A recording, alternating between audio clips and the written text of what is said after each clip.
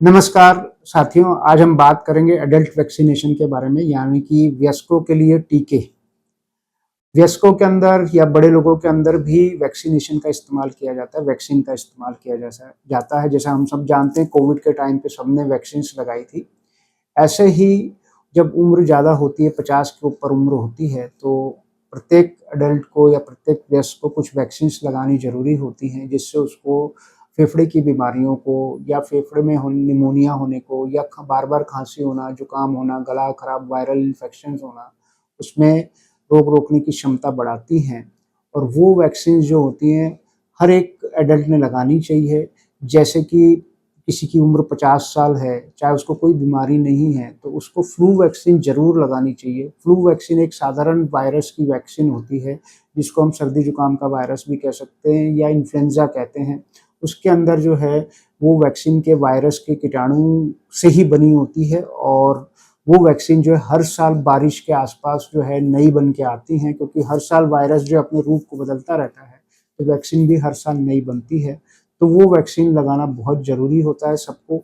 उससे एक फ़ायदा ये होता है कि आपको सर्दी, जुकाम, खाँसी, बुखार या फिर जो है कई बार वायरस के कारण भी निमोनिया हो जाते हैं। जैसे हमने स्वाइन फ्लू के वक़्त पे सुना था कि बहुत गंभीर बीमारी उस समय हुई थी, तो उस समय जो रुकावट हुई थी वो उस इन्फ्लुएंज़ा वैक्सीन के कारण ही सबसे ज़्यादा रुकावट हो पाई थी। तो अगर वयस्क या एडल्ट ये वैक्सीन लगाते हैं, तो उनके बार-बार इस सर्दी, जुकाम, खाँसी होने की संभावना कम हो जाती है।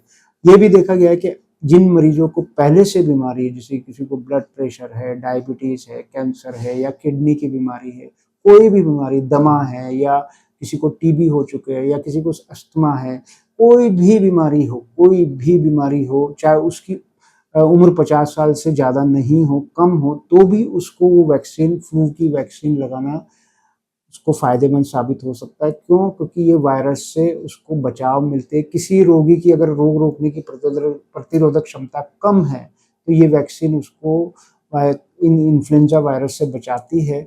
ये भी देखा गया कि कई बार जो है वायरस के होने के कारण, इन्फेक्शन होने के कारण बाद में निमोनिया बन जाते हैं, बैक्टीरिया के कारण, जिसको हम स्ट्रेप्टोकोकल निमोनी बोलते हैं या साधारण बैक्टीरिया होता है जो निमोनिया का, वो बहुत कई बार घातक साबित हो जाता है। कई लोगों के लिए, स्पेशली जिनको पहले से बीमारी है या जिनकी उम्र 60 साल से ऊपर है, तो उनमें कुछ वैक्सीन्स और आती हैं जिनको निमोनिया की वैक्सीन बोलते हैं।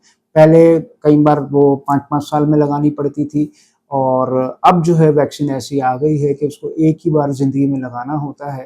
तो जिन लोगों को पहले से बीमारी है, चाहे उसकी उम्र 60 साल से कम है या फिर किसी को जिनकी रोग रोकने की प्रतिरोधक क्षमता जो है वो कम है या किसी में पहले से कोई गंभीर बीमारी है, तो उसके अंदर वो वैक्सीन लगाना बहुत फ़ायदेमंद साबित हो सकता है।